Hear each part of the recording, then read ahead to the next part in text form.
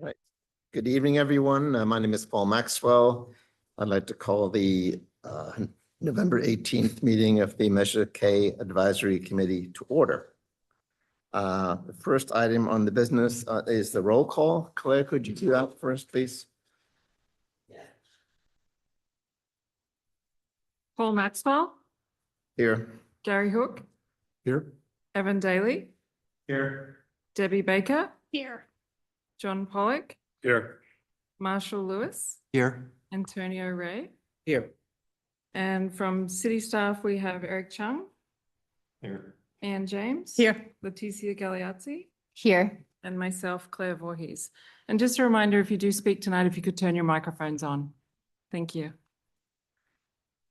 Okay, thank you very much. And the next item is public comment. And members of the public can speak on any item not on the agenda, but within the committee's scope during this section of the meeting. Do you have one member of the public? I'm public, I don't make comments. No comments. Any item not on the agenda. Okay. All right. Did we receive any written comments today? We did. We received one written comment from Jack Prozak. And the content of it? He had some comments on the Measure K audit. Okay. And the committee will get to see those comments at some point? Oh, I think we can talk about them, Eric, right? We can do it. What would be the appropriate time to talk During your, about that? We can do it during my item. During your item? it will fall under the purview of Eric's item. Okay, all right, thank you. Okay, the next item, item 4, is we do have some new members, and I want to take this chance to have everyone introduce themselves, new and old members, so we can understand where we're coming from and what our roles have been and why we wanted to be on this committee. So my name is Paul Maxwell, and I've been the chair for a couple of years now. And I'm on this committee by virtue of being on the Traffic Safety Committee, which is one of the agencies one of the groups that makes the nomination for this committee. So let's just go around the table, shall we? I'm Evan Daly. I am on here as an active resident. I grew up in Pleasant Hill, went to Pleasant Hill schools. I have extensive family in Pleasant Hill. Went away to college, came home. I'm married. My wife works for John Muir. I have 3 kids, 2 of them in Pleasant Hill schools. I love our roads. I love our library. I go regularly. I have a small business in Concord, and I just want to make sure everything keeps going well in Pleasant Hill. I love it here. All right, thank you. And go ahead, John. I'm John. I'm the finance person on the committee. I've been doing it for several years. Grew up in the area, moved here and wanted to get involved. So this was a great way. Enjoyed working with Ann and Eric over the past few years and hope to be able to continue to contribute. All right, thanks. Gary? I'm Gary Hook. I'm rolling into my second term on the Measure K committee. I'm here as the representative of the Friends of the Pleasant Hill Library. I've lived here in Pleasant Hill for about 27 years, but I retired not quite, I guess about 8 years or so ago, and I got involved with the Friends shortly after I retired. So I've been on the board of the Friends of the Pleasant Hill Library since about 2017 or so, and I'm here to look after how we're taking care of our library patrons and our library. Okay, thank you. And Marshall? Hello, I'm Marshall Lewis. I grew up in Pleasant Hill, moved away, came back, moved away again, came back again, and settled down here for good. I live near DVC with my wife and my son and our little dog. I've been involved in local government issues for a little better part of a decade now in all kinds of different capacities, including for a while on the Concord Pleasant Hill Healthcare District Grant Committee, where I represented Concord, not Pleasant Hill. I work in the financial sector and have an accounting certificate. And one of my favorite parts of getting that certificate was studying fund accounting and all of the crazy, wacky stuff that goes on with local governments. And this was a fantastic opportunity to actually get to draw on some of those skills and look at a big grid of numbers and understand what I'm seeing. Okay, thank you. Debbie? I'm Debbie Baker. I have been on the committee for just over a year as an active resident. I have been in the East Bay for over 20 years, but I moved to Pleasant Hill in 2020 and retired in 21. Also have fallen in love with the community and enjoy my time here, walk by the library with my dog every day. And happy to be contributing. Okay, thank you. And My name's Antonio Rea, and I'm here in way of the Pleasant Hill Chamber and then also a small business owner here in Pleasant Hill. I live in Walnut Creek, been in the East Bay for, 20 years, mostly in Oakland. thank you for stepping up to take the slot on the committee. Absolutely. Appreciate it. Thank you all. And I also wanted to point out that several of the members have been reappointed.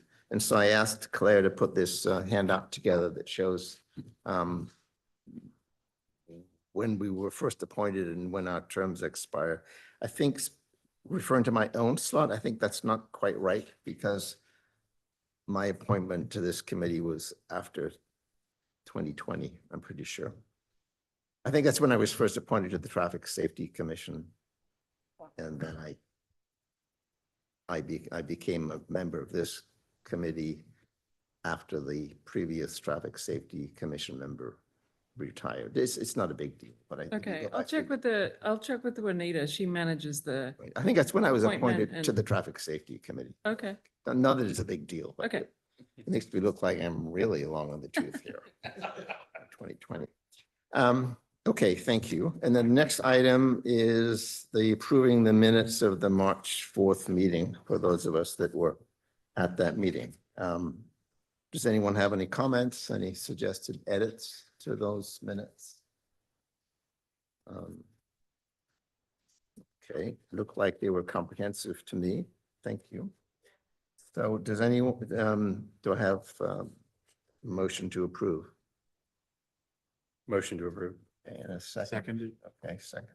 All those in favor, say aye. Aye. Aye. Any opposed? No, there probably should be some abstentions because, yeah, okay, all right. Good, now the next item is to elect a new chair and vice chair. Because my term, 2 years is up and we need to elect a new chair and a new vice chair. So Excuse me, Paul, could you just remind everyone who the vice chair is currently? It's Gary. Thank you. Yeah. Just for the record. So do I hear any nominations for the next chair of the committee?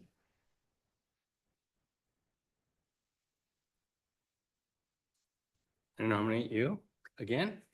Or you don't want to be nominated? No, I don't think so. Okay. I mean, no, it would be a 2-year term and I probably will not be on the Traffic Safety Commission by then. It's good because we're Measure K, so you're fine. Stay with us. Yeah. Get out and get rid of that traffic safety. I'm kidding. Gary? I don't know. John, I think you would make a very good chairman if you're willing to serve. Sure. Thanks, Gary. I would second. Thanks. But maybe some of our other new members. want to Any other nominations for chair? It seems like John's pretty hands-on on this and has an understanding, working knowledge of it. I think the other 4 of us are relatively new. I would second your nomination. Based on my extremely limited familiarity with the previous walk-ins, I was actually also thinking about you. Okay, Thanks, Marshall. all right. All those in favor of John being our next chair, please say aye. Aye. Anyone opposed? No, then congratulations, Mr. Chairman. Do you want to handle the vice chair nominations? Or would you like me to finish it off?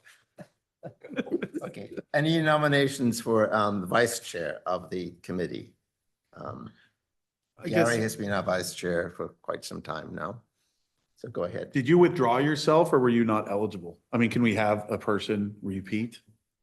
You could, but I think it would be better to, frankly, to spread the Spread the joy. I would nominate Debbie. I think, weren't you part of the analysis subcommittee last year? So I think you've probably got a little bit of a taste of it. Yeah. And so you're almost, next in the hierarchy as well of the committee. So that would be my suggestion. Anyone I would second that? that. Okay, John seconds it. Any other nominations for vice chair? If not, all those in favor of Debbie being our next vice chair, please say aye. Aye. Any opposed? Then congratulations, Madam Vice Chair. And with that, if I had a gavel, I would pass it over to you. That's a ceremonial gavel. There you are. Thank you. And thank you all for being supportive while I've been the chair. It's been very nice to have you all help me in coordinating the work and making that presentation to the council. I do appreciate all the work that you've done. So thank you. Yeah, thank you. All right, over to you, Mr. Chair. So is the next you, Eric, the audit? I'm assuming, or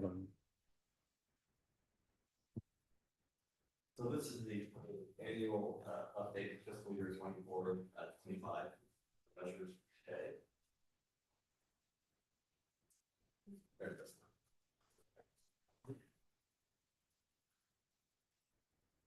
Most of you already know, are you aware of this? Medicaid was passed as a general sales tax back in 2017. It had an emphasis for things like, repaving King streets, upgrading storm drains, side. I keep forgetting the microphone. Obviously constructed the new library and now operating and maintaining it. And then finally other city projects that Pleasant Hill residents deem important as approved by the city council. At a very high level overview, we started the year about $3.7 million. Revenue was originally budgeted about 6.2. Actuals was 5.6. Expenditures budgets about 6.7 million. Actuals about 6.3. The ending fund balance budget was 3.1, and then we ended the year about basically $3 million. We're going to touch on revenue and expenditures on the next couple of slides, but just to talk about fund balance just for a second. 2.9 million. The council has approved reservations in previous years. So back in 2023, when we had some excess funds in Measure K, one of the recommendations that council approved was to set aside a reserve of 2.5, which is basically equivalent to a debt service payment in case sales tax doesn't come in as expected. The second thing, you may not know this, maybe you do know this, but we still have about $121,000 in bond proceeds for the library.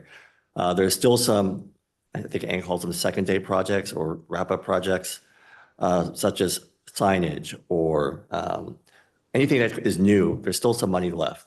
What would in theory happen to that money is once Ann says, we are done, we are completely done, there's nothing quote unquote new that's left to do, we would have to apply these funds towards a future debt service payment.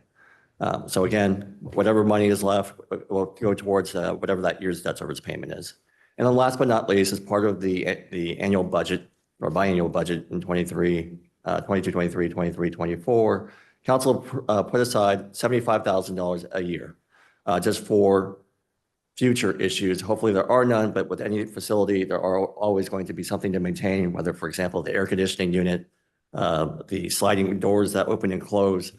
There's always going to be something. So this was to go ahead and set aside about $75,000 a year. Knock on wood. Fortunately, we still haven't had to touch this money yet. And that's about $225,000. So that leaves an undesignated or uncommitted fund balance of about $121,000. Eric, can I ask about the reserve for library maintenance? Do we have a particular target in mind for a reserve amount, or are we just going to add 75,000 every year on an ongoing basis for the foreseeable future? No, so what in theory we would do is working with Ann to say, hey, we were making, I'll just say this is the number is 225,000. It's really just saying, Ann, are we good? Are we at a point where we have a decent reserve for future maintenance? or do we want to keep going to a certain level and then we turn it off?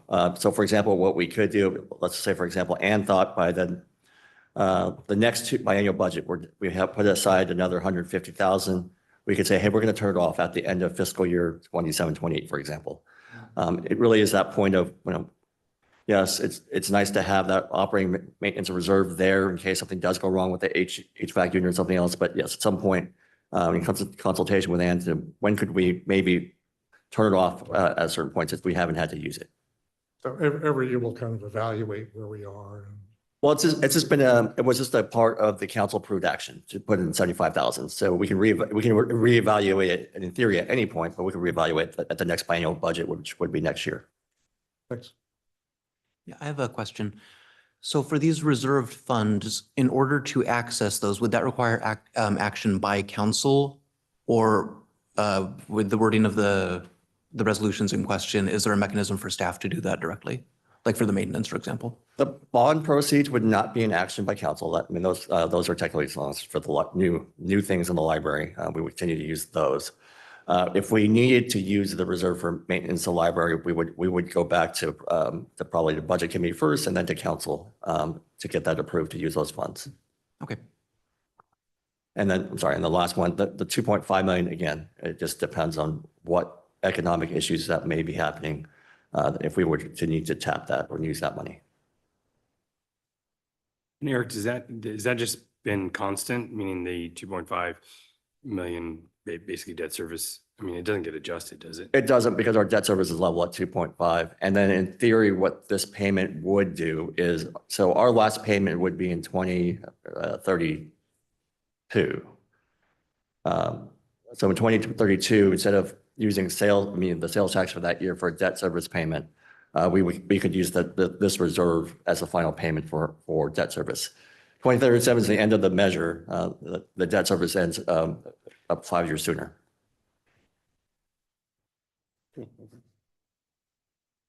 Any other questions on this slide? Sure thing. Oh. Final payment for what? Oh, in theory, this isn't the part for public comment. It's for the bonds, but in theory, this isn't the part for public comment. I'm sorry.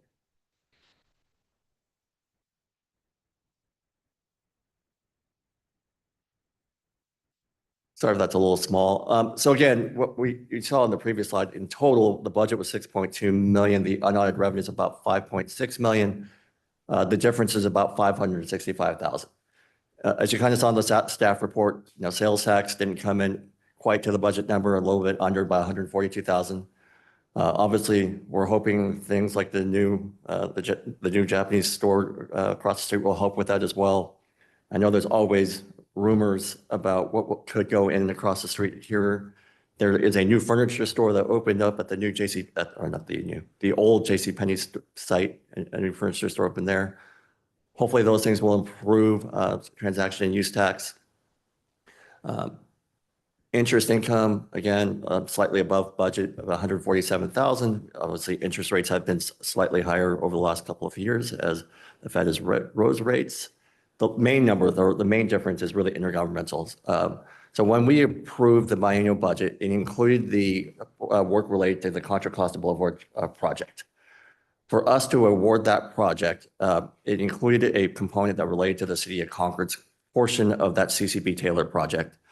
They had not approved their budget at that point. What the plan was they had verbally told us and basically said, hey, we're going to get this approved by council, but we will reimburse the City of Pleasant Hill at that point $440,000 based on cost for their portion of that project. So that was budgeted for. The actual cost, or when we invoiced them, was in the current fiscal year that we're in now, fiscal year 25-26. So basically, it's a timing difference. We had to front the money to go ahead and make sure that we had fully fund the project so we could we could build it, and then Congress would reimburse us for that money. So this money will come back in fiscal year 25-26. It's not that it's not coming. It's really just the timing difference of a project. So they're reimbursing for, did we pay out? I mean, is there any interest they're paying, or it's just we're carrying this for them, carrying the debt? We were carrying their portion of the project. Yeah. And what is the timeline like agreement they're gonna pay? Have they signed anything or is there any sort of? Says you just invoiced them, I think, just recently. They've signed, they entered into a full agreement with the city and they've been invoiced. I think what Eric's trying to explain was, we didn't complete their portion of the work until fiscal year 25, 26. So we just billed them, we just completed their work. So it's not showing up in the last fiscal year as a payment, right? Correct. Just as a matter of interest, what was the cost, the total cost of that project? Really? It's about 8.6 million. So this was Concord's share of the 8 how many It's Concord's share of the signal, of the signal? and any other work that was happening at the Concord line. The Concord line is, It's the crosswalk at CCB on the eastern side. So they contribute a little bit to the Pork Chop Islands, but it's the 440 in bulk is their share of the signal, the new signal that went in at CCB and Taylor. all right. Thank you.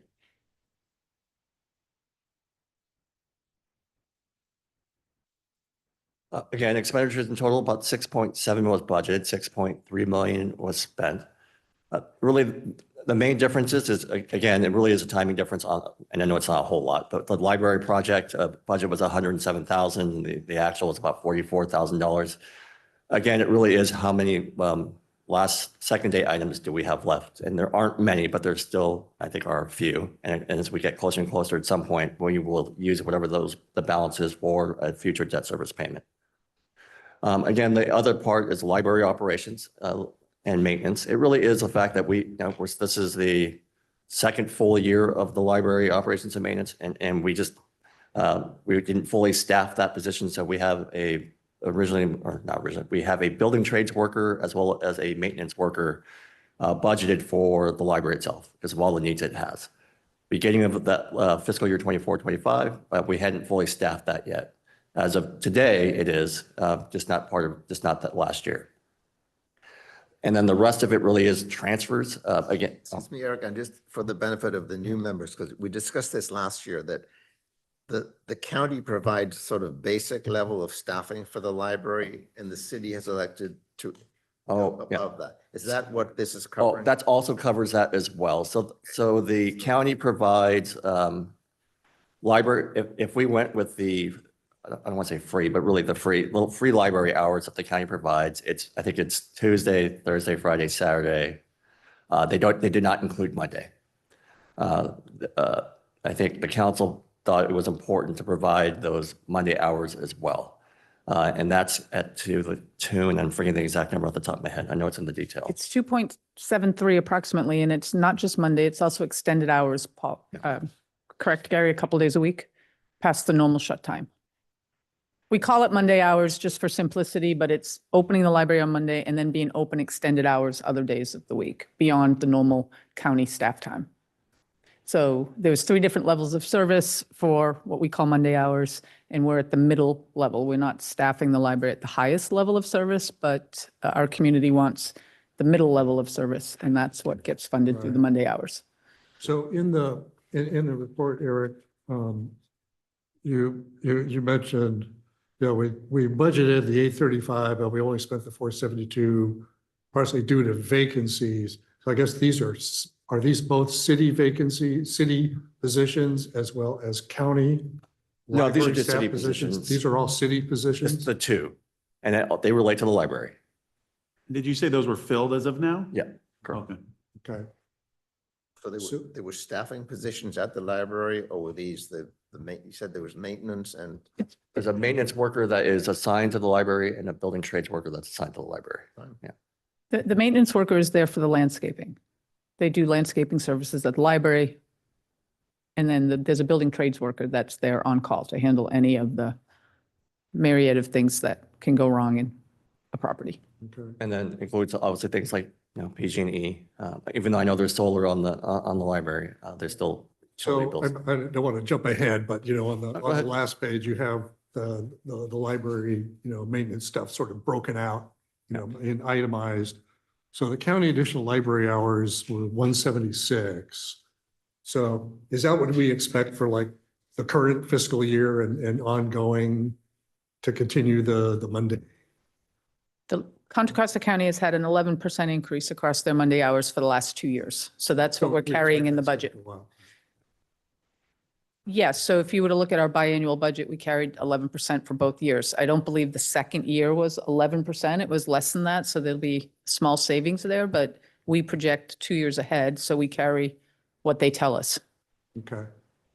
So, but then for the current fiscal year, because we've now filled these 2 positions, you would then expect that we're going to be closer to the 835 or whatever the budget. I mean, number it'll be is. closer to the budget number. And again, some of those line items in regards to the operations and maintenance, it depends on, again, if nothing breaks, Right. it should come under. I mean, now I know I just jinxed it. But yes. Okay.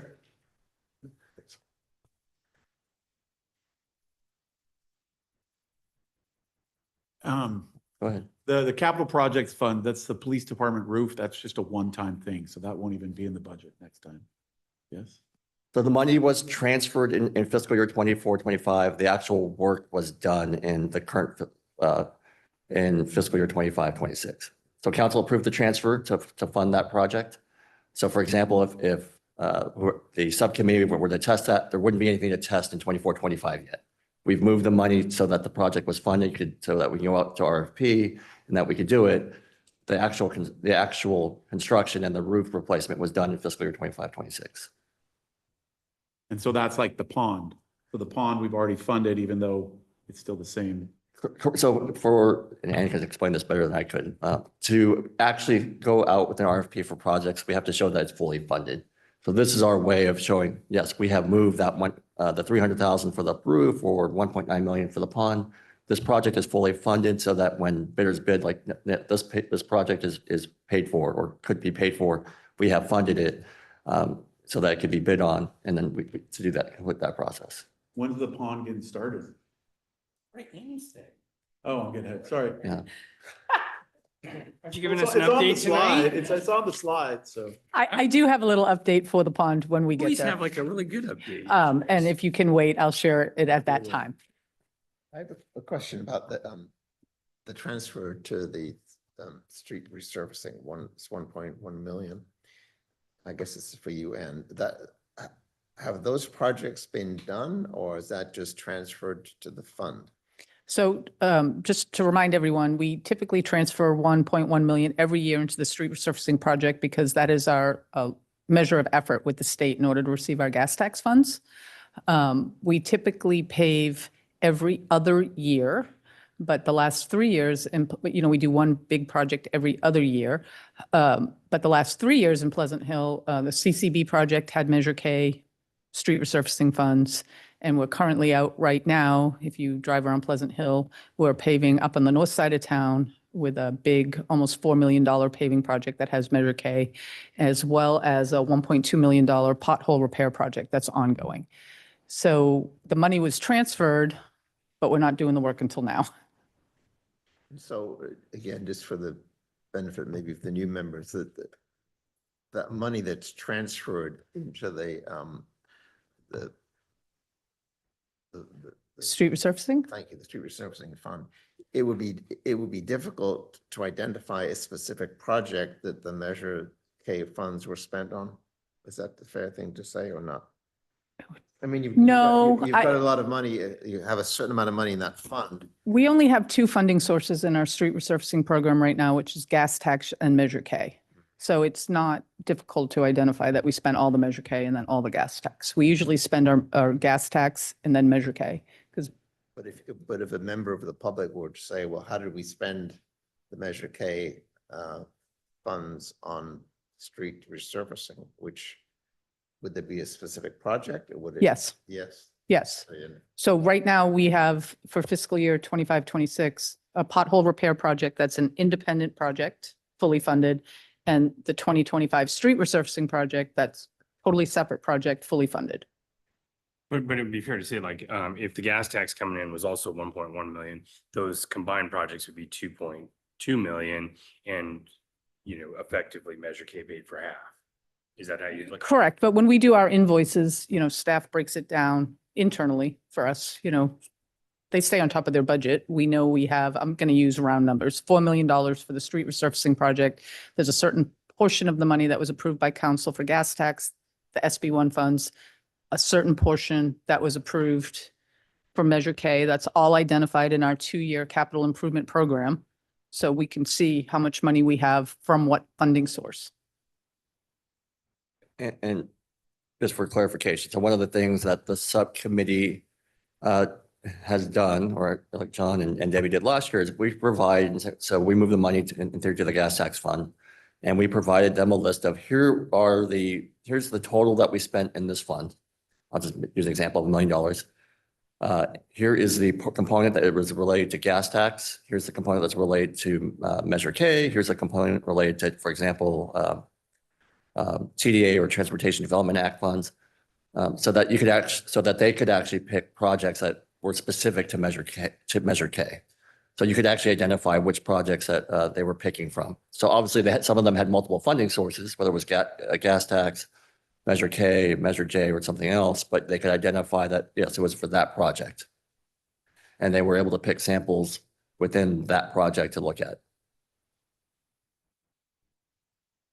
Sometimes it sounds like sometimes we'll transfer money from Measure K into gas tax, and then it won't get spent until the following year.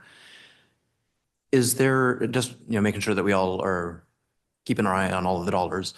Are there any issues in terms of the information that's going to the subcommittee where, like, let's say that we transfer money in year 1 and then nothing gets spent, so the subcommittee doesn't have anything to look at. And then in year 2, we transfer more money in. Some of the year 1 money gets spent on potholes. Some of the year 2 money gets spent on crosswalks, and the subcommittee the subcommittee have access to both of those sets of projects? They do, and for the committee members that have been here for a few years, and maybe you've already seen it, when you look at the actual audit itself, one of the footnote disclosures that we provide in the audit report is the actual transfers, and it's basically to do what you're talking about. Just here's the money that we transferred last year that was unspent. Here's the new money. So in this case, it's about 3.3 million in transfers. Here's how much was spent, and here's how much is left. Okay, so it all goes into the same pool within the gas tax fund's internal. Well, if it's in the gas tax fund, but for example, some of the projects that you're seeing today, like the PD roof and pond and fountain, went to a capital projects fund. Oh, okay. Because it's not in theory necessarily a street related project. But in the disclosure in the audit for Measure K, we disclosed what was transferred, what was spent. In theory, those numbers should tie together. And then again, the subcommittee could review those projects that were spent in that year. Obviously, they could review the transfers, but as John said, it's not very exciting to look at just the transfer, basically taking it from a checking account to a checking account. It's not very exciting. But actually looking at the specific projects, yes, they're able to look at that as well. And as well as the committee actually gets to see when the audited financials, here's what was left over last year, here was transferred, and here's what's left. Okay. If I may, one of the issues that we're going to have to deal with this year are the funding for the pond and fountain and the police department roof. Well, and while I recognize that they're not inconsistent with the way the measure was written, because it's a general purpose tax, whatever the terminology is, that the council has the flexibility to spend the money wherever they see fit. But I think there was the sense that when people voted for this measure, there was an understanding that was going to be spent on the library, streets and roads,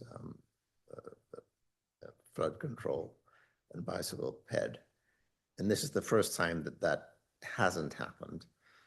So I'm a little bit concerned about how we deal with that when we do make our report to the city council. Clearly, they've made the decision. It's not going to be an issue for them, but I think it could be an issue for the general public. And I'm concerned about how we deal with that.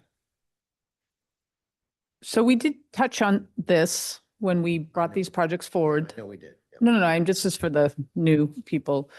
Our CIP has been consistent with Measure K funds to what the council wanted. We had a robust street resurfacing projects over the last 2 years, as well as 3 separate storm drain projects, as well as almost $750,000 worth in bike and ped improvements. I understand that what your concern is, but I don't feel that our council has not been true to their commitment to our residents and what they voted for. We didn't not do projects to also do these projects. We still did storm drain, we still did bike and ped, and we still did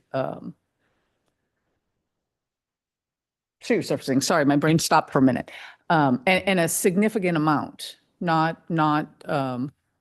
so we're still moving forward with the projects that we're moving forward on. So I don't necessarily agree that council wasn't consistent with their commitment to the residents and what they voted for. So I understand what you're saying, Paul, but I did feel like I needed to say that out loud. I think that what we should point out, though, is that of the total expenditures, what, 20, I'm not the math guy, 22% or something like that, or 20% is being spent on the other stuff as opposed to that which was on the billboard for Measure K. Everything you're saying is true. I mean, everything's above board, but maybe it should be noted when we do the final report, hey, 20% of this is going to the general fund as was allowed by the Measure K that didn't go to the roads and the library. And I think make the point that Ann has just made, that to date, we've spent a lot of money, on streets and roads and flood control. We've met that commitment, and there's been a robust expenditure, and now we're doing this.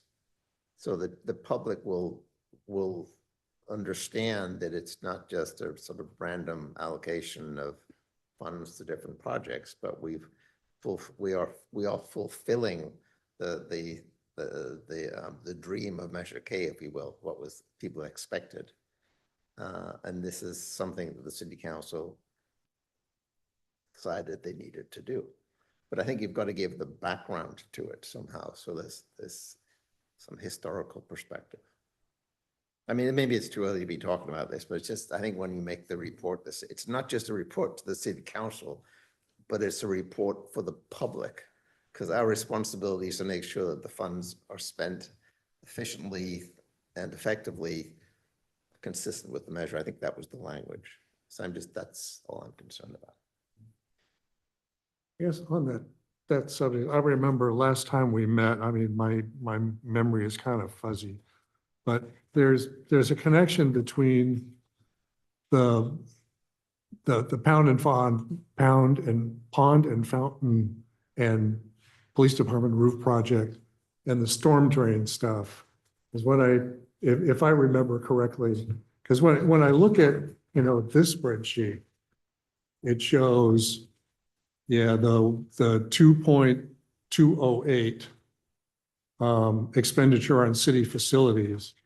But on the last page, it shows the storm drain expenditure, the 2.208, it's the same number. And I thought there was a connection between a storm drain project and the pond and fountain project, a payback for one or transfer in and then a reimbursement. No, sorry, that's my typo on that page. It really should say city projects and not storm drain. That's my correction or my error. That should say city projects on the very last page of the detail. So where it says storm drain, just cross out that. It should say city projects. That's my. Okay, great, thanks. But I believe what Gary's referring to is that during COVID, the city used ARPA funds that could have been allocated to the pond and fountain project to do a major storm drain project over in Gregory Gardens. They were the only funds available to us at the time, and they were flooding. And so the city used ARPA funds to not only do that project, but to also fund a new storm drain on Diablo View off of Pleasant Hill Road. Because both areas were flooding, there was a huge need. The city put the projects out and used the ARPA funds, which would have been a funding source to do the pond and fountain. So at the end of COVID, when we had the surplus in the Measure K fund, and I'm just reminding everybody, it's not a bank, right? We have to spend it. We don't collect the Measure K funds to kind of stash them in the corner, except for that 2.5 million. our residents want to see us spending the money on important city projects. And so the fountain was, that is what you're referring to, is we did talk about that at the last meeting, that Yes, it's coming back. where to we me. could have used Measure K funds to do both of those storm drain projects, we used the ARPA funds because they were the available funds at the time. During COVID, the council was reluctant to spend too much of our Measure K funds because they weren't exactly sure how many we were going to get. Were people shopping during COVID? Were stores closed? And so they used the ARPA funds to bring those projects forward. So fast forward coming out of COVID, 22, the council realized we had a surplus of Measure K funds and actively directed staff to look for projects to spend that surplus on, because we're not supposed to be stashing them in a bank account, right? Spend them on projects. I think that's what you're referring to. That's what I was getting at. Yes. And I think if our report for the next year, I know there's a lot of confusing in and out complexity there, but I think if we could kind of summarize some of that backstory, at least in the written report, that will, I think, set some people's minds at ease as to whether the city is misusing, Measure K money. Because I think there's a pretty rational story there once you follow all the debits and the credits. Agree. And I do just want to remind the commission that the only funds that are obligated by ordinance for Measure K is the maintenance of the library. The rest, that's the only thing that's been obligated by an ordinance by our council, maintenance of the library. Everything else, I don't want to say is at the discretion of the council, but it is a general sales tax. We have a brand new council, right? So we're going into a CIP year. We're going to bring our projects forward like we always do, but everything is at, the discretion of the council. That's the maintenance and the debt service, or you? Well, the debt service was a council action as well, right, Eric? Yes, correct. And those are those two reserves in the fund balance portion, right? No, the $75,000 was, when we do our CIP every year, we create a budget sheet for the maintenance of the library. And there's a line item on that sheet that just says $75,000 surplus maintenance. So let's just say, I don't know, a flock of geese flies into the solar panels on the roof at the library. We have a way to fund that immediately, so we're not down, right? There's projects that we want to do that we're not intended to do. That is in the CIP approved by our council every other year.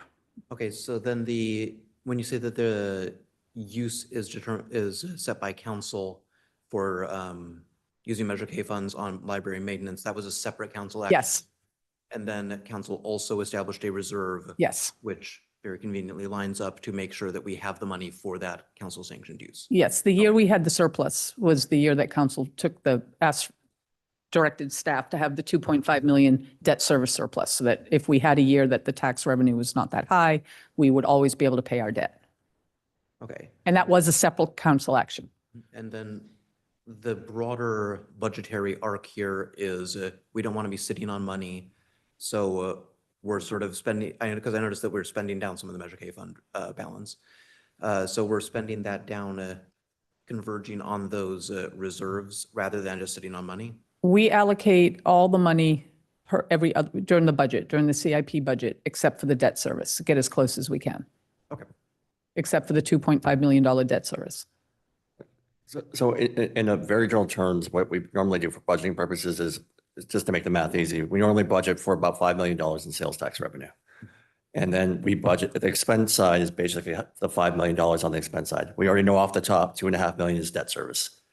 And then it's working with Ann and figuring out, well, what do we need to spend the other $2.5 million on? Library hours, operations and maintenance, transfers for projects and programs. It's doing it that way. Now, before we had the reserves, it was really, we think we're going to get 5 million, we're going to spend 5 million. When we had the surplus, we went back to the budget committee and to council and basically said, we have it, because we used all of the funding to do projects like the storm drain, we used ARPA funds for that project. We had excess fund balance of, in my head, 10 million bucks.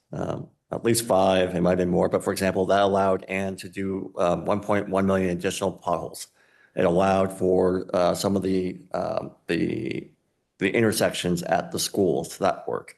At the same time, it was prudent to go ahead. It's not required, but we thought it was prudent to go ahead and set aside 2.5 million for debt service in case there is a down year, so that we're covered and that we could still do the other things for that year. So that was all done afterwards, and it was, taking into account that, yes, the goal really is not to, the goal really is not to sit on this money. It really is to move forward with projects and programs that the council deems important for its residents. So, when you see the uncommitted of $121,000, that really was the intent, was to try to spend all of it towards projects and programs.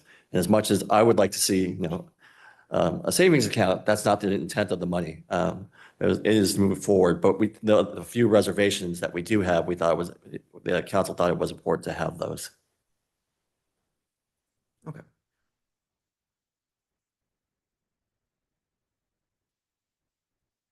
And that, I do have one more slide, sorry. So again, the former chair, it feels weird saying the former chair. The former chair mentioned it. One of the things that is in the staff in the report is, what have we actually received in total in sales tax and what have we spent? So for example, from life to date, from 2017 through the end of fiscal year 2025, we received about $40 million in sales tax revenue. We have spent about 54.2 million.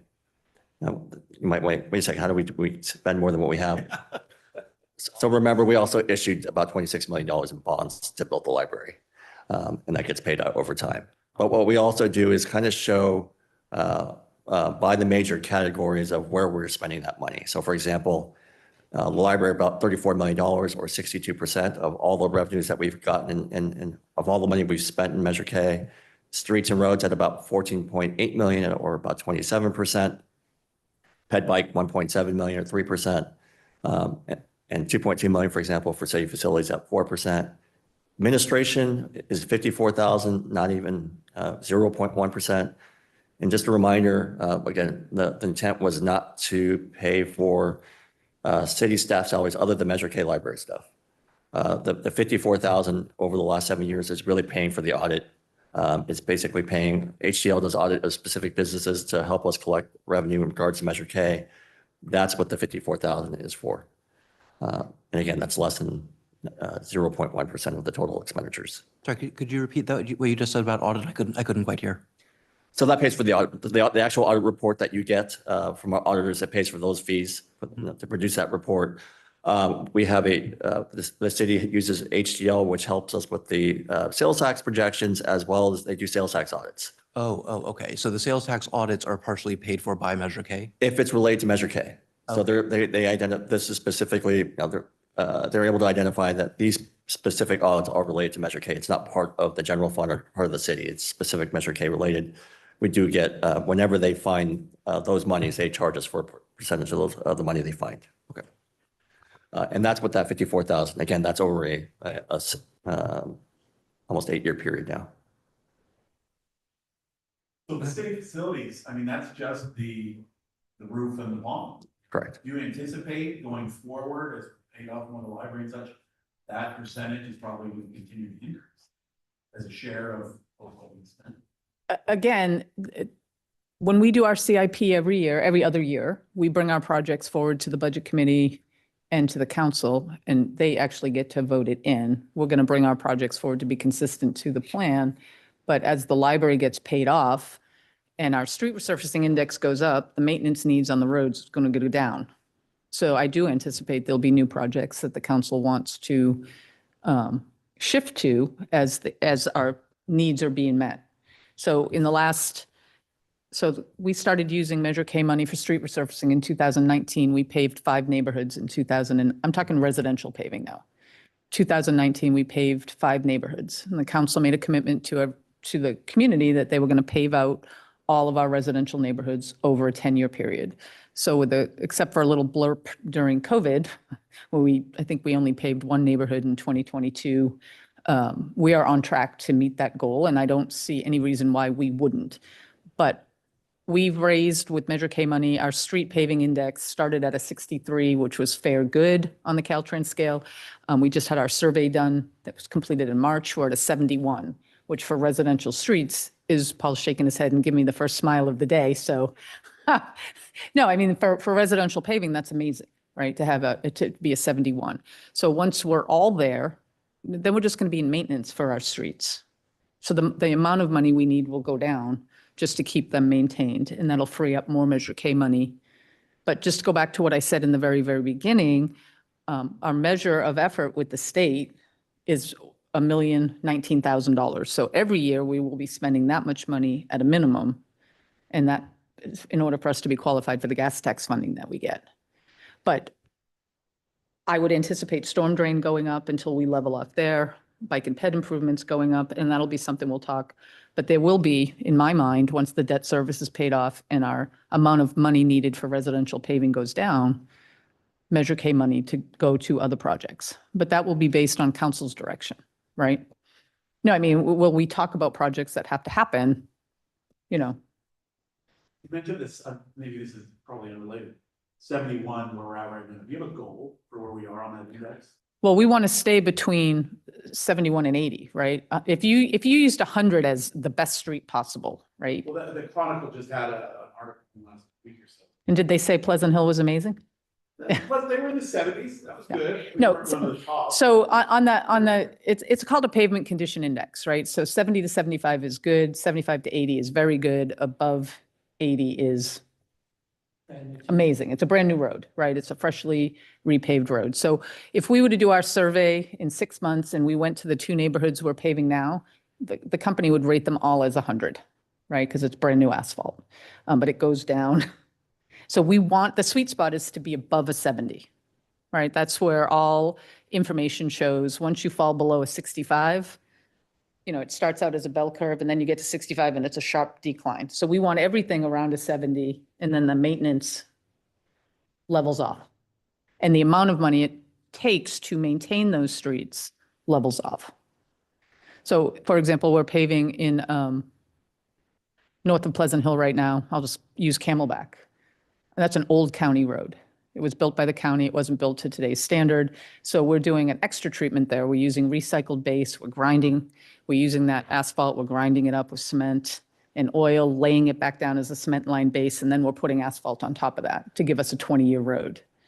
You know, that street, you know, right now it probably has, because it was built by the county, 8 inches of base and 3 inches of asphalt, which we would never build to that standard today. It won't hold up for today's traffic.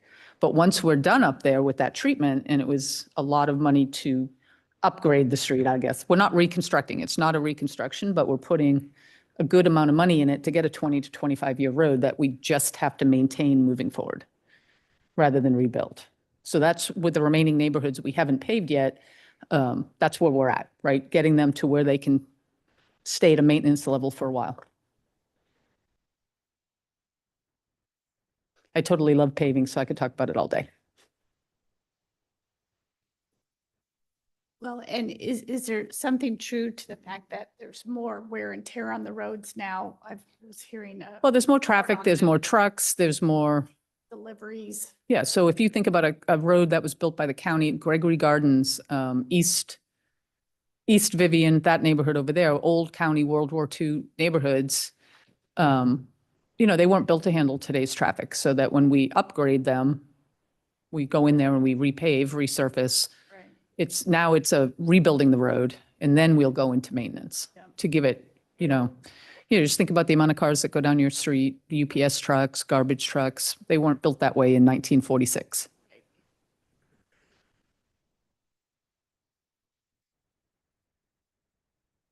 So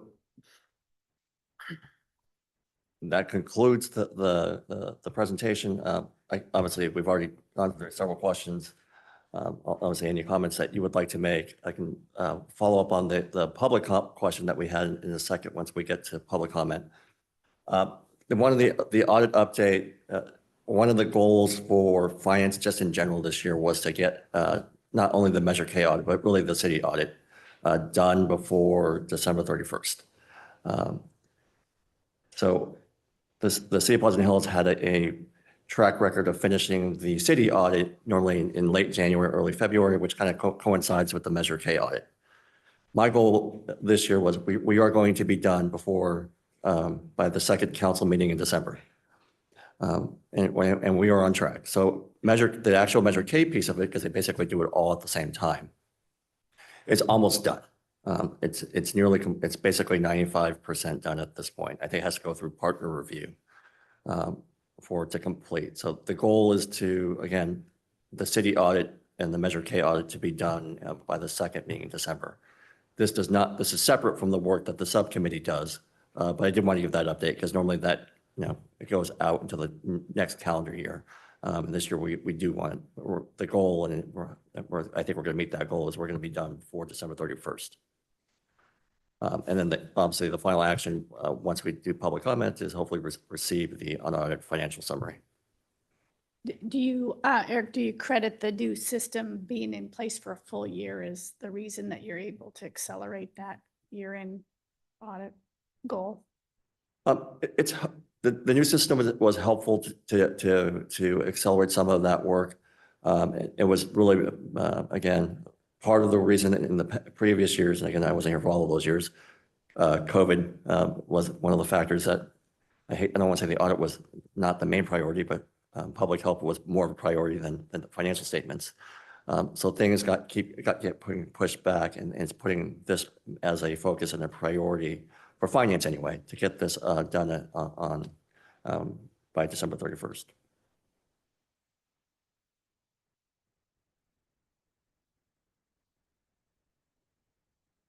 Do we do the public comment bit you said?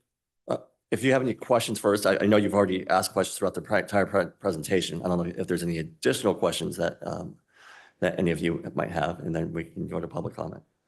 I did have a couple of questions about the library project expenditures. Because when I first got the report and I was looking through it and trying to understand it, then my initial thought was that this was going to be capital expenditures on the library, but it looks like a lot of this stuff is like we have creek monitoring, we have some staff time, some CEQA stuff. So could you just go into a little bit of detail about what those expenditures are for the library project? Yeah. So the creek monitoring was a mitigation measure by, as part of the approval for the project. We would put in 2 outfalls into the creek that required Fish and Game and other regulatory authorities. We're required to monitor those improvements for a 5-year period and make any sort of changes or upgrades that they want. So we have a consultant on board. A matter of fact, Leticia just met with her this week. We have some trees that we planted around the riprap in the outfall that have died. Those trees are there to hold the riprap in place. So we have to replace the trees. We have to find a way to water the trees. So that is ongoing for, I think we have 3 more of the 5 years with that company. So when Eric says, when Ann tells me we're done, when all of our mitigation measures are done, then I'll tell Eric we're done. So that's when you look at the creek monitoring, that was a mitigation measure for the project. Okay. We're required to do it as part of the project. Okay, that makes sense. As part of our CEQA. Mhm.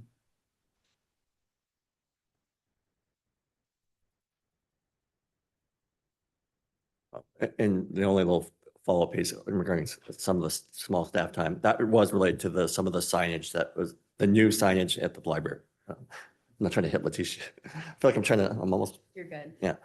It's some of the new signage that staff had to spend time on related to some of that's new, that's there. And what was that signage again? So we call it the second day signage. It was people who, residents or not really just residents, could have been anybody that donated to things like outdoor furniture and outdoor trees. And so that was memorialized on plaques and signage that are placed outside of City Hall. There's also mitigation measures inside the library that we were required to do. We had to have historical paintings, and there's a rotating art system that's going into the Nellis Nook. That was all lumped into what we call the second day signage. So the library is open, all the inside stuff is up, all the plaques are up, and now we're following up with our commitments to our residents to get all that signage in place.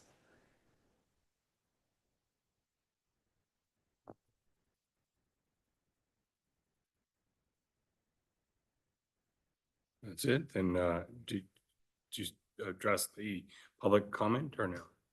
Yes. Or you did? What's that? You should ask Oh. for it. You should ask for it. Okay.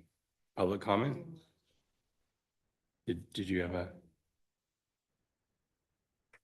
Okay.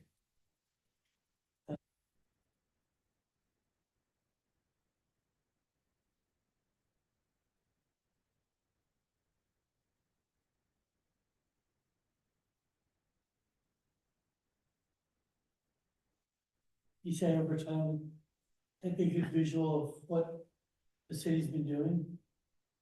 If you're asking, can I bring the graph to the next meeting? Sure. No, he had a question about showing people that we're doing the paving. Correct.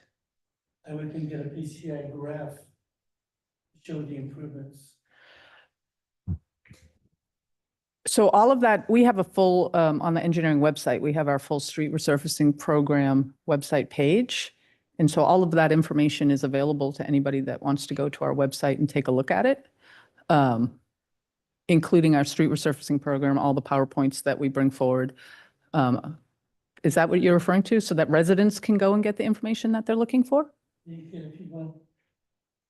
Yeah, that's fine. Typically, they're not gonna dig in for I'm sorry, sir, I didn't hear you. it. Typically, they're not gonna dig in at that level.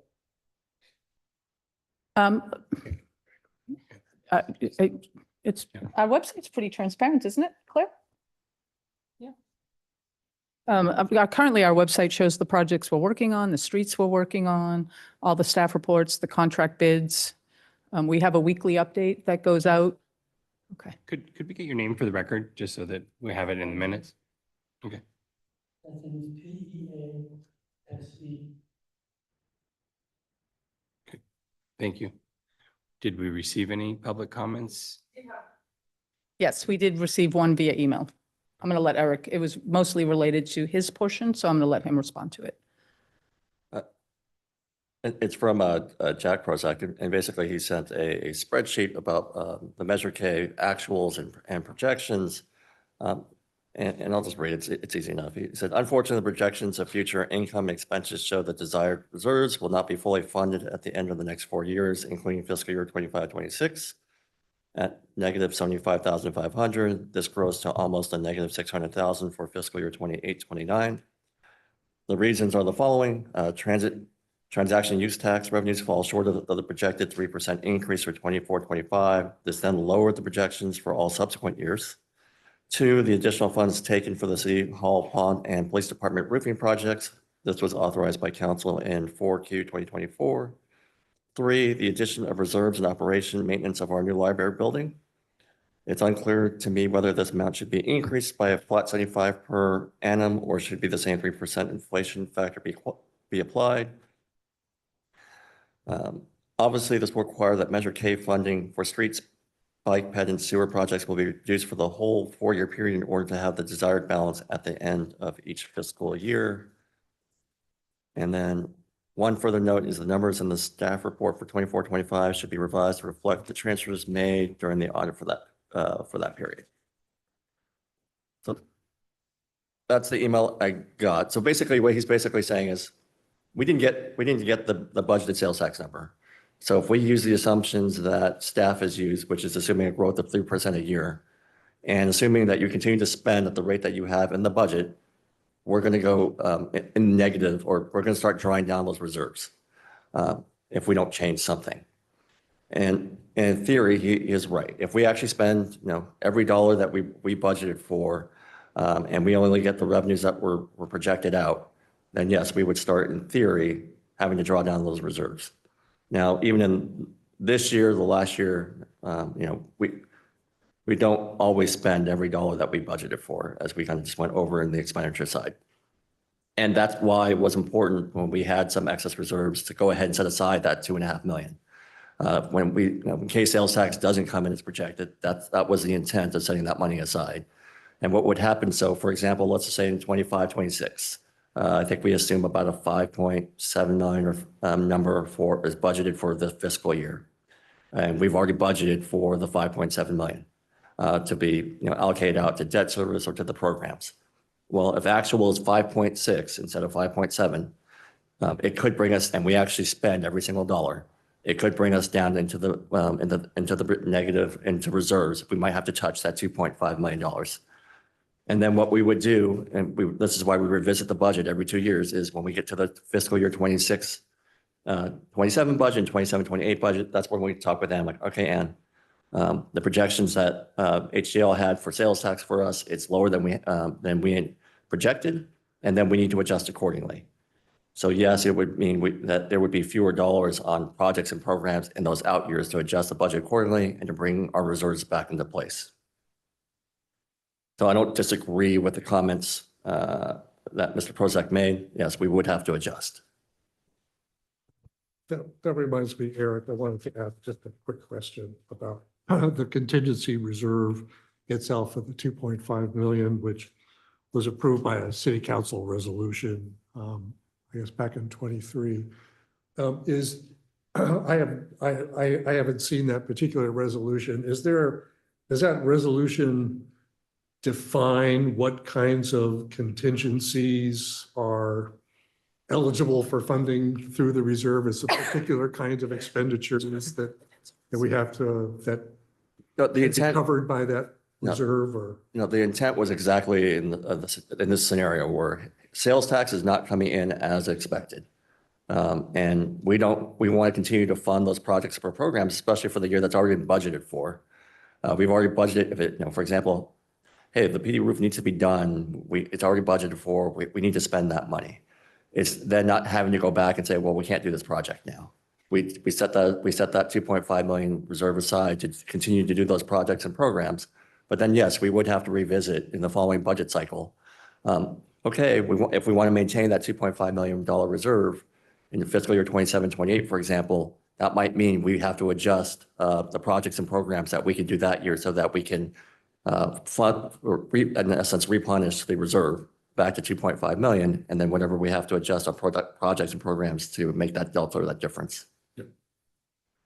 Okay, makes sense. Great.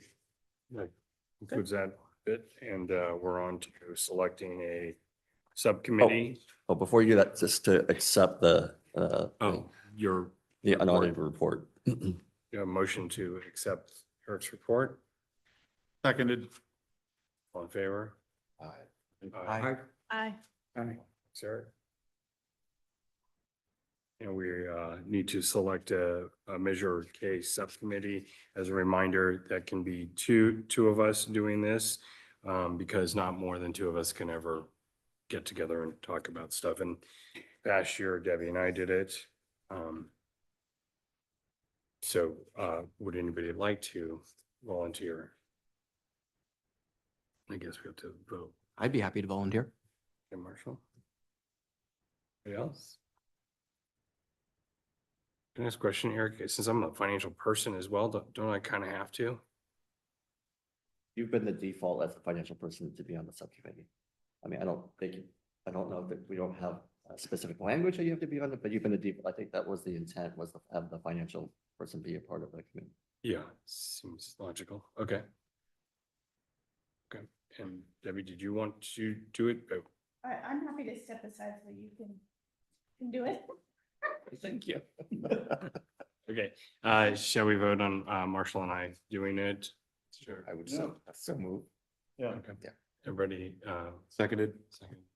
Everybody in favor? Aye. Aye. Okay, so Well, thank you, guys, Great. for stepping up.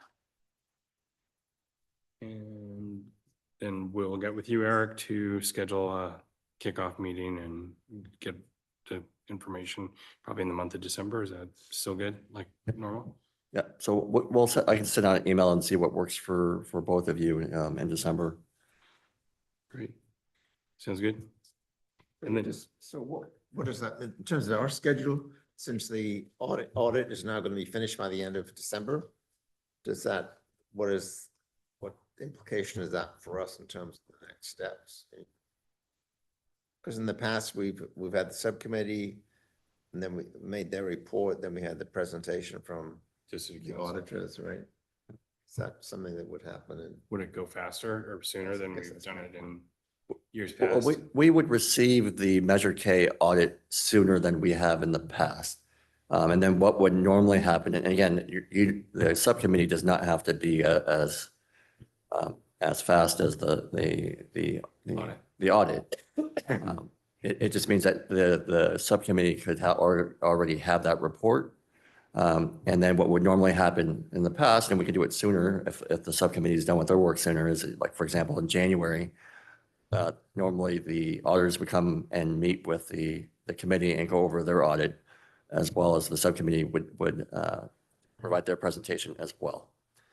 It just means that one of the reports or the audit reports is done sooner. I know the timing of the subcommittee doesn't have to be faster. If it is, great, we'll just work according to the pace of the subcommittee.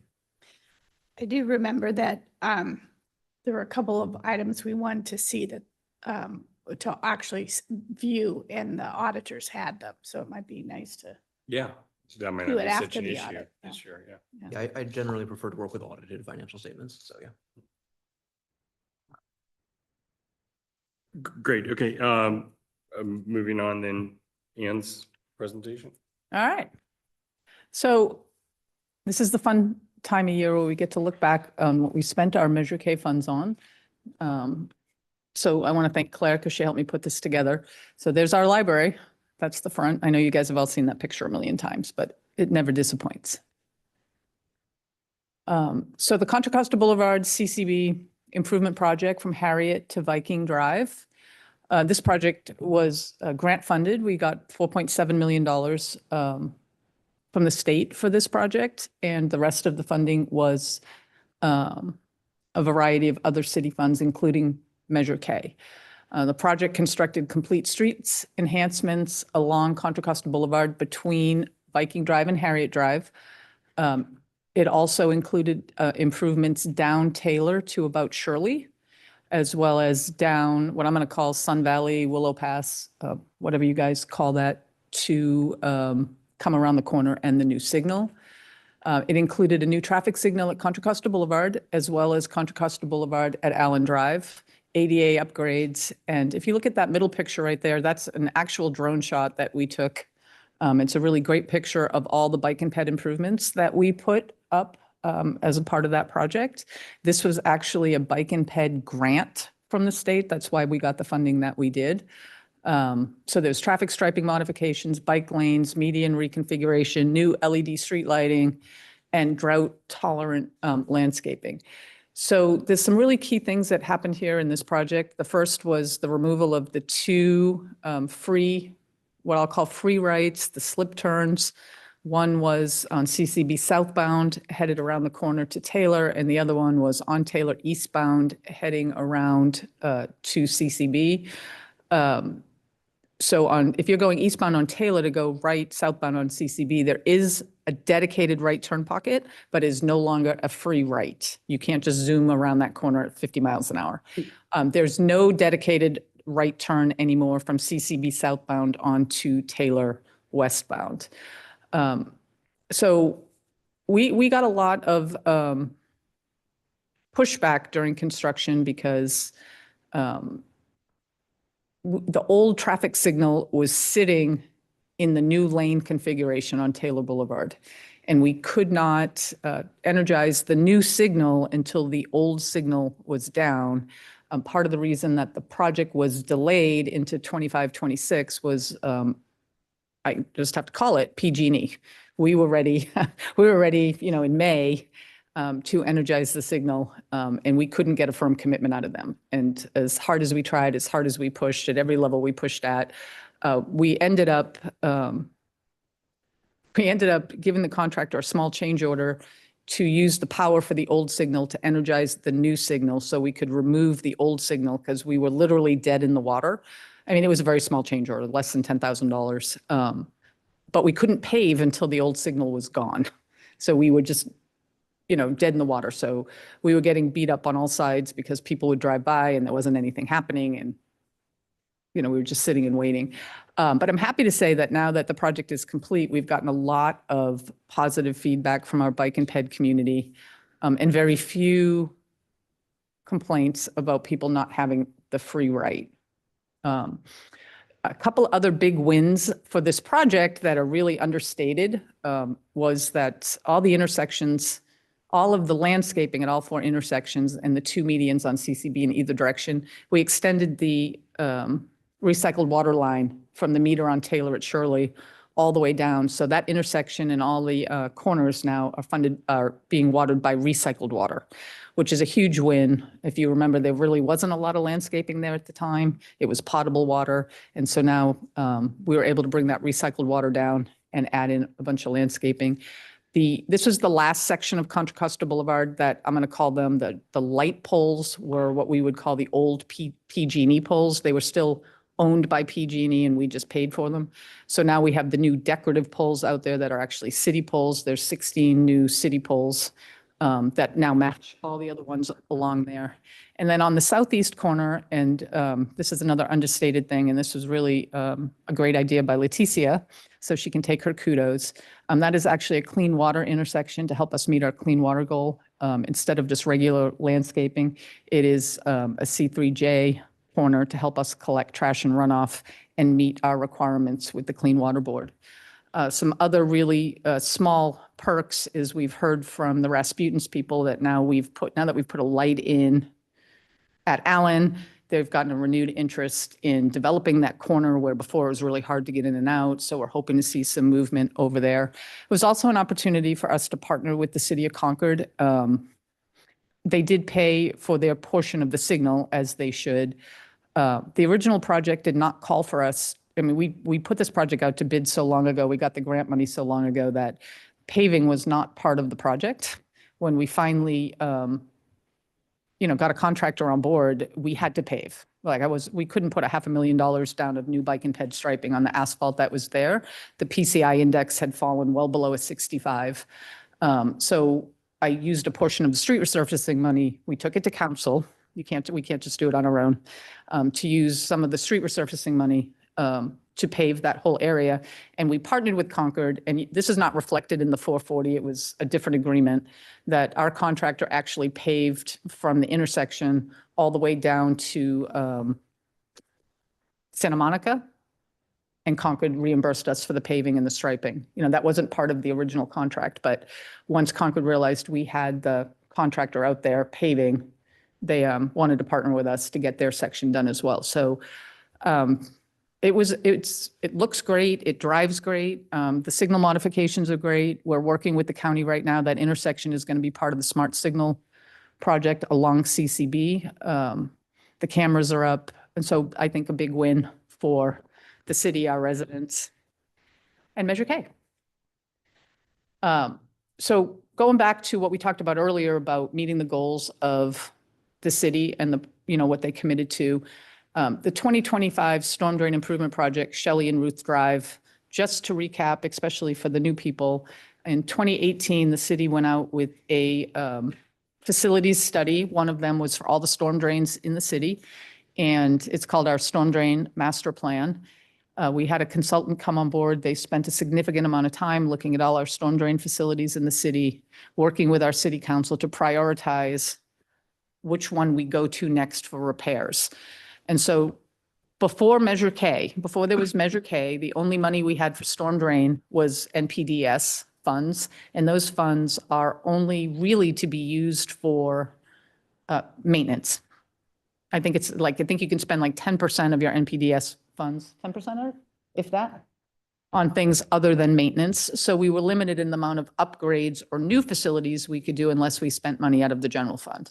So when we talk about using Measure K funds for storm drain, we're talking about upgrades or new facilities, not maintenance. Maintenance is a whole different section.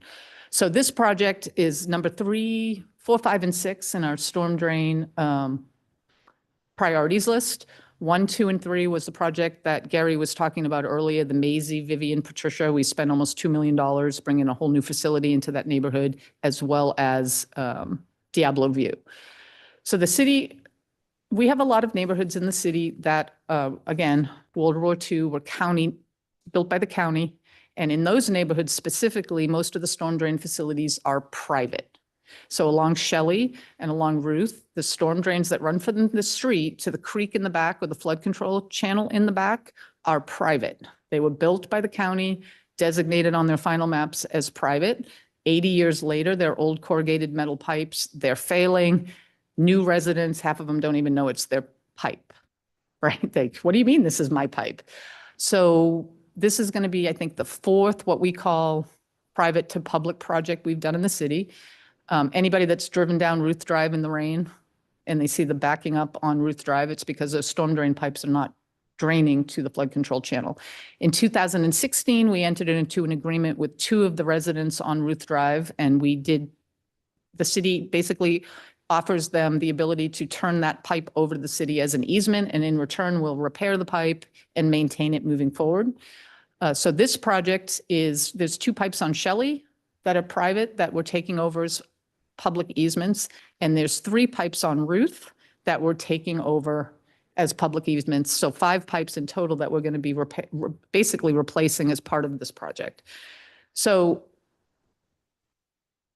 we've entered into agreements with all the property owners. That's the first step, right? We're not going to spend money. If you don't want to join our project, that's completely up to you. It's your pipe. You don't have to.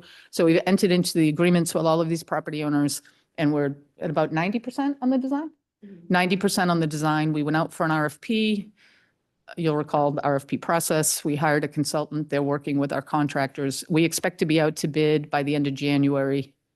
And this project, we have the money to, as soon as we go out to bid, we can award. We have the money in this fiscal year's CIP. So this. And what if one of your property owners doesn't join on if you have 90% in their pipes in the middle? Then we go to somebody else who wants to join. No, so these pipes run from the inlet on the street to the canal in the back. Oh, okay. So if you think on Ruth Drive, there were 6 pipes that are damaged and broken and none of them were working, and you get 5 that are now working, we've dramatically increased the drainage on that street. We can't make people They're join not our, contiguous, I guess I just right, didn't- we can't make people join our project. We did, as a matter of fact, back in 2016, much to his chagrin. And then he tried to sell his house and the people didn't want to buy it because there was a broken storm drain pipe on his property. But at that point, we had already moved on to the next person on our list, and he had to repair it himself in order to sell his house. So yeah, they don't have to, it's private, but most of the people in our older neighborhoods aren't even aware that these pipes are private. So this is actually a great, we want the flooding to go down. You want to drive down Ruth and be able to drive safely down Ruth. And so this is an investment that we're making to take over these private pipes. They become public easements. And so as part of this project, the benefit to the property owner, and I just want to be very, very clear, the benefit to the property owner is we're taking over your broken pipe and we're going to maintain it moving forward. So we don't do any landscape restoration. We don't put your fence back. We don't plant trees. We don't let you put a shed on it. That's the part that they own, right? The improvement is the benefit to the property owner. So we're not spending Measure K money building fences for people or putting back sod or anything like that. We literally go in, replace the pipe, and then we're done. And the benefit to the city is when those 6 pipes overflow, it messes up the whole neighborhood, presumably. Well, the benefit, it's an overall benefit to the city, right? That it's not flooding. Ruth Drive is one of our major thoroughfares, right? We don't want water backing up in the street unpassable. There's also an argument to be made that since 1950, when the pipe went in the ground, we're adding significantly more street water to that private system. Right? So, yeah, it's really, the flooding is a win. I mean, anytime a street floods, you think about the resources that the city puts out there between PD and barricades and cleanup and trying to get the pipe clear and the whole bit. But it's a benefit for the community overall. When I was a child, I grew up close to Ruth.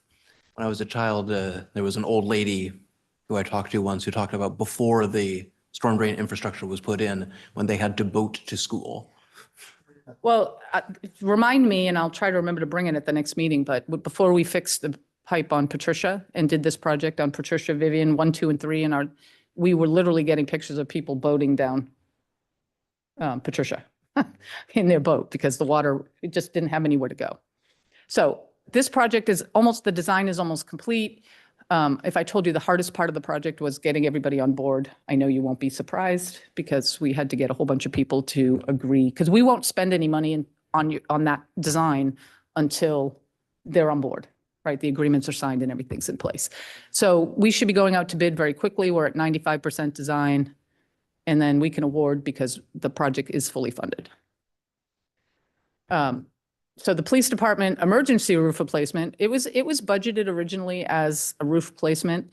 Going back to that facility study in 2018, the PD roof was at the end of its useful life. We had an open PO with a roofing contractor to literally just go patch up the roof all over the place. So it was actually a budgeted project. The project got accelerated this year because they had a termite infestation on the second floor. And when we abated the termite infestation, we had them do a complete review, and the termites had gone up into the roof. So that's how it went from being a project to an emergency project, that we had to fast track it and get it done immediately, because once the chief building official had basically decided that, as soon as they're in the roof, that's it. So for that emergency declaration, that was something done by council. Correct. Was part of that emergency declaration directing the use of Measure K funds to be used for that project? No, the Measure K funds had already been identified for they had. use on that project. Okay. The emergency declaration allowed us to bypass the 30-day bidding process. And if you can read about it in the code, it requires 4 out of the 5 to vote yes, updates at every meeting, and things like that. There's a whole process that we had to go through. I've been at the city 20 years. This is the first time I've ever gone to the council with an emergency project. But once the chief building official realized that the termites had infested the roof, it was, we got to get this done. Okay. So that they didn't take the whole building. Anyways, that project is done. But again, as Eric said, done in 25, 26. So you wouldn't see that money show up until this fiscal year, next year's audit. Here's our street resurfacing project. So we currently, just a quick overview for street resurfacing. We have 24 residential neighborhoods. And when we do that audit, we do that survey every year, every street gets assigned an individual number from 0 to 100, the pavement condition index. Then we take an average for each neighborhood, right? So you could be in residential zone 5, your street index could be a 60, but the average could be a 40. And we take the average of each neighborhood, and that's how we decide where we're going next, because we pave worst first. Because as you come down that bell curve, we know that the worse the neighborhood gets, the quicker it deteriorates. So the good news is, since 2017, since we started investing all this money in our local streets, all of our neighborhoods now are at a 50 or above. When I started paving in Pleasant Hill back in 2017, we were between a 30 and a 40, right? So our neighbor, we're moving into our better neighborhoods.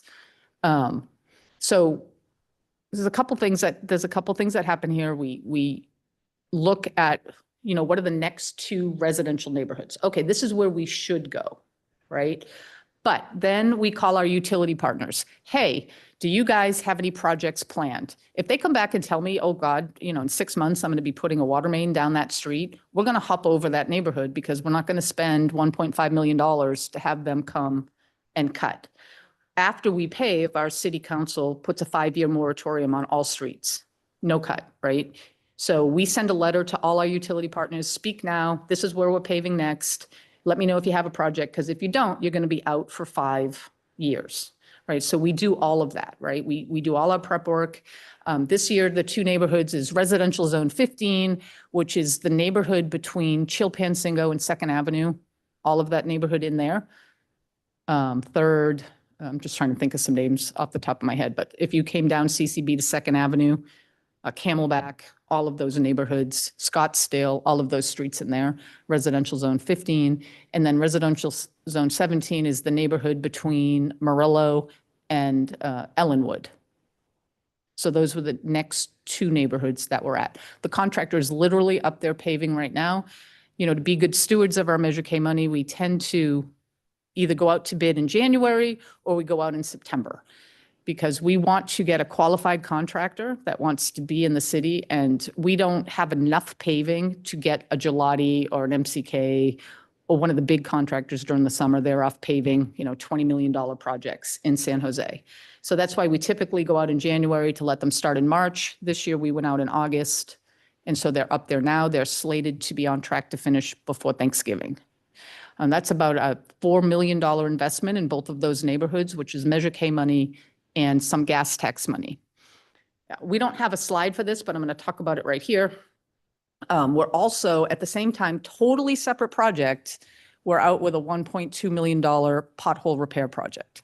So as part of that survey that we did, we take a look at all of our streets and especially our arterials and collectors and say, oh, why is this section of road low? So we did a full inspection.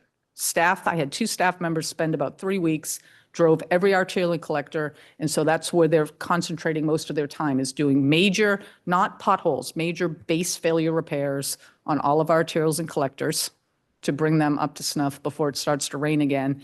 And at the same time, in the pothole repair project, any pothole that the maintenance division temporarily filled in the last year in residential, wherever it's at, residential, that's also been included to get a permanent fix as part of this project. And for the first time in about 15 years, we're also doing overlays on our AC pathways. Right, so there's 7 AC pathways that are getting a new overlay. Paso Nagal, our open space, that AC pathway, a bunch of the pathways that go back to our schools that are ours to Can you maintain. define AC pathway? It's a sidewalk, but it's made of asphalt concrete, right? So we have a lot of, I know sidewalks. yeah, it's a lot. So there's 7 of those, and that work is ongoing at the same time. We just don't have a slide for it. So when we do our street resurfacing project, this is where we incorporate our bike and ped program upgrades. We take a look at the bike and ped master plan and we say, hey, RZ 15, RZ 18, I think it should be 18, not 17. But regardless, what bike and ped improvements are supposed to go up there? So for example, Camelback is getting a class 3 bike lane. They're getting a 4-way stop at Scottsdale and Camelback because that's what the bike and ped plan called for. There's a 3-way stop that's going at Camelback and Shadowwood because that's what the bike and ped plan called for when we did the whole bike and ped master plan. So when we pave right now, that is our vehicle to do our bike and ped program upgrades. And we actually transfer money from the bike and ped program into street resurfacing to cover that cost. So where it's basically 2 projects. And when we do our street resurfacing projects, we also put our new ADA ramps in as well, right? The DOJ requires that. It's a law. Anytime you put a surface treatment on a street, you have to upgrade your ADAs. So that's happening as part of this project at the same time. So a lot of things happening.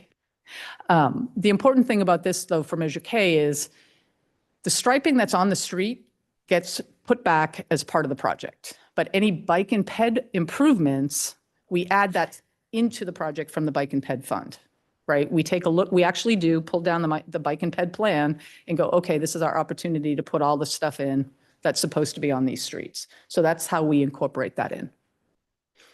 I just had a quick question. You had was it 4.7 million or something of the bike that was funded by the bike grant? Oh, that was from the state. State. 4.7 million, yes. 4.7 million. Is there any other grants from the state like that expected? Well, we'll or- talk about that at the end. Okay. All right. So here's the pond and fountain project, and I can't go too deep about this, but we went out to bid. We awarded the contract on December 2nd. The contractor did not sign the agreements. So the resulting litigation from that has prevented us from going back out to bid. I've finally been given the go-ahead to go back out to bid. Now, just reminding everybody, we can't start until September after the summer concert series, right? So that's the next project that Leticia and I are going to be working on together after the new year, is to go through the project drawings, revamp them, and go back out to bid now that we've been given the go-ahead to go back out to bid. It's not just Measure K funds into this project. The city council also put in almost $900,000 of ARPA funds into this project. We're going to be replacing the walkway from the parking lot all the way up to the building. So there's ADA funds and there's sidewalk funds. It's not solely funded by Measure K, just as a FYI. From your original, you went out to bid. It's not that they're going to be, it's not going to be going to be, and I don't want to get into the weeds on this. Well, I mean, I don't want to, we could talk about this for 2 hours, but so I just really short, like, for example, the HVAC in these buildings, the community rooms, is funded by the fountain. I mean, not funded by the fountain. I said that wrong. Powered by the fountain, right? So if the fountain is down, you have no HVAC in these buildings. So we're moving ahead with an HVAC contractor now to separate that out so it doesn't have to be part of the project.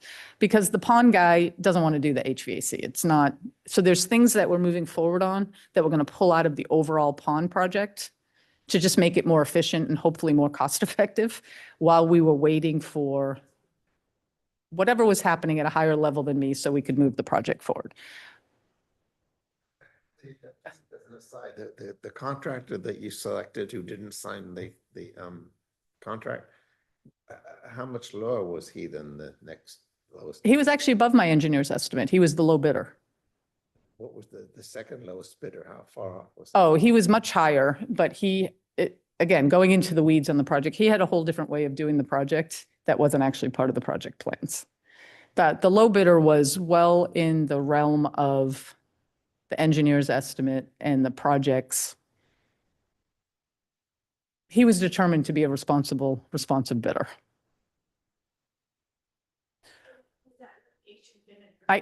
That's not something that I can talk about at this meeting. Okay, thank you.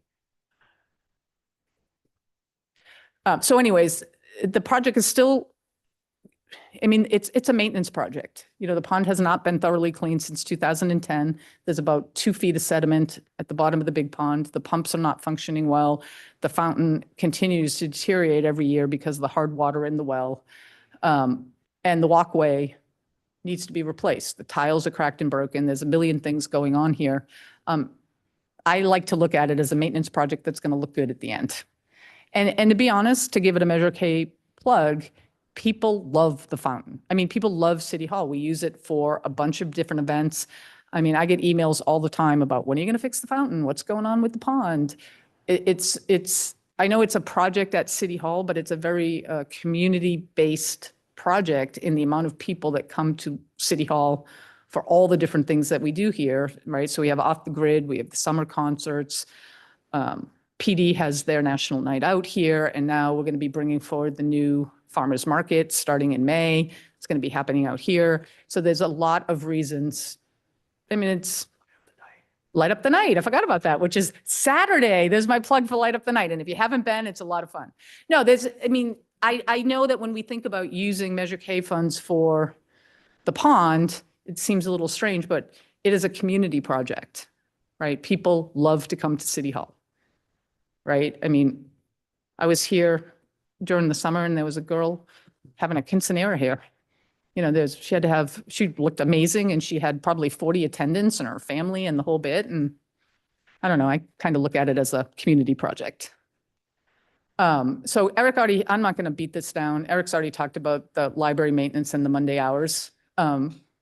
You know, to go back to the funding and the overfunding and the underfunding, you know, we do our budget every 2 years. So for something like the Monday hours, I always err on the side of if the library charged me 11% this year, I'm going to carry that for 2 years. And if they come in at their increase in cost is 6%, then I have enough money to pay the bill. It's a lot harder to go back and ask Eric for more money than it is to give him money back.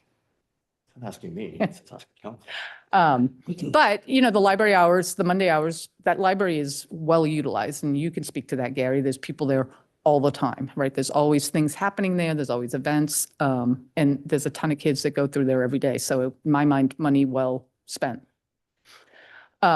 The one thing before we go to questions I did want to talk about, because I've already forgotten who asked me this question, is a new project that the city has gone out with. We got a grant for $240,000 from the federal government to do our Safe Streets for All program.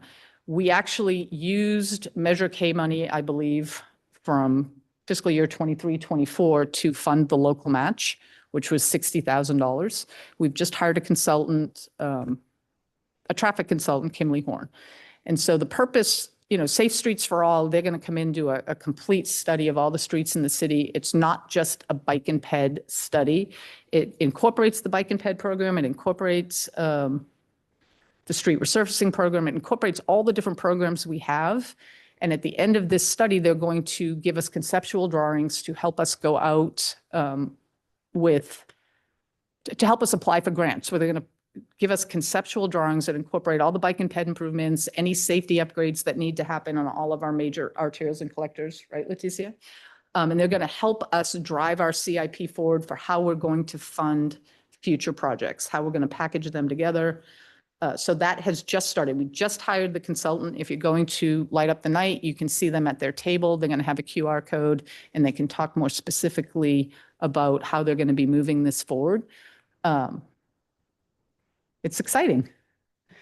No, I'm excited. It's exciting. I don't know, Leticia, you want to talk about it for a hot second? Come to Light Up the Night, come to our table. I'll be there from 4:30 to 6, and then someone else will be there for the rest of the night. There will be prizes. If you have kids, they can spin the wheel and you can provide your input. The more public engagement, the merrier. I was hoping she'd talk a little bit more than her spin wheel and prizes, but the purpose of the study is not just a bike and ped study. It's to meet the state's Vision Zero goal of no fatalities on our city streets. And it's to help guide us with all the different programs we have to package future transportation projects moving forward. So would the results of this study, because I know that we recently, in the last few years, adopted the Bike and Ped Master Plan. Would the results of this go into future updates of that master plan? The Bike and Ped plan is going to be incorporated into the SS4A. The SS4A is going to be the parent document. Oh, okay. So right now, the Bike and Ped plan, while it tells us priority areas in the city, it doesn't specifically say, go here, go here, go here. It doesn't. So in my storm drain master plan, I have a very well-defined list that was defined by our city council of how we're upgrading our storm drain projects moving forward. The SS4A is going to identify the biggest traffic hotspots we have in the area, how to identify them, but also low-lying things. Does that crosswalk need a flashing beacon? Does it, right? Mm-hmm. And the biggest part of this, at least 40% of this whole thing is going to be public engagement. So they're having a bunch of tabling events. Our PIO is going to be out there. If you email me, Marshall, with a traffic question, I'm going to take your email and I'm going to put you on my master list and I'm going to send you back an email saying, hey, come to our next SS4A meeting. We want to hear your input. It's not just about bike and ped. It's people who drive in cars. It's mobility impaired people. It's people on bikes. It's people walking. But the goal here is, Paul, correct me if I'm wrong, eliminating fatalities on our streets, right? That's the overall goal. And how can we be more efficient, traffic related as a city for everyone, right? Really for everyone. So when we did our bike and ped master plan, we heard from all the bike people, but we didn't necessarily hear from car people or mobility impaired people, right? So we want everybody's input. And so it has to be completed by the end of June. Council will approve it. So they're moving forward like gangbusters, right? Mm-hmm. So when we talk about, this is a CIP year. We're going to use that draft to help us guide what projects we're going to be bringing forward. We're going to be using their conceptual drawings and their input on, you asked me about grants. What grants are out there? And the conceptual drawings they give us, they're going to help us drive how we apply for grant funding moving forward in the city. And to be honest, you have to have the SS4A to even be able to apply for any grants. So that's an added bonus, right? We're doing this. You may not recall, but we do have the local streets and roads plan that will also be incorporated into the SS4A. Can that feedback just be sent via email? Of course. Okay, I will set a reminder on my phone to send you that. Yeah, of course. Feedback for SS4A? Is that what he's talking about? You're talking about, Yeah. We will be having a website as well where you can submit your feedback. So there's going to be a QR code posted all throughout the city. We're trying to touch, like Anne said earlier, motorists, bicyclists, pedestrians. You can access the website and submit your feedback through there. And that's where we're going to collect all the data. Okay, thank you. I know there's a talk about rezoning too. Does it for Pleasant Hill for? oh, okay. So does this incorporate that? Like if things? No, it doesn't have anything to do with the housing element or the rezoning. Okay. Just if something became, there was more traffic as a result of the rezoning, would that be considered in that? Well, they're going to do, plan? It seems like they would go together, but. That's actually a good point, and we can bring that feedback up to our consultant, but I don't believe they're looking forward to 2040 for traffic that's happening now. But that's a good question to ask, how they're going to incorporate any future growth into the SS4A. So thank you for that. Thanks, Ann. Any other questions? Great. And we would move to adjourn normally. Oh, yeah, go ahead, Marshall. I did have one question. We had some discussion earlier about the importance of understanding the rationale of Measure K expenditures that are not for the enumerated purposes of the Measure K measure, which is the streets and the bicycle and ped and so on. It is, of course, a general sales tax measure. Council can spend it on whatever they want. But are there any other projects in the works that don't fall under the explicitly enumerated areas of Measure K? Not that I know of. Okay, thank you. But again, I feel like I have to keep saying this. We work at the direction of our council. Great. And then, so normally we'll meet again in March. And Claire will just book that later, right?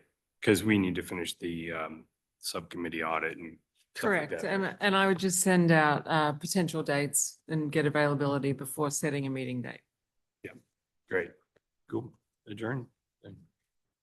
Happy Thanksgiving, everyone.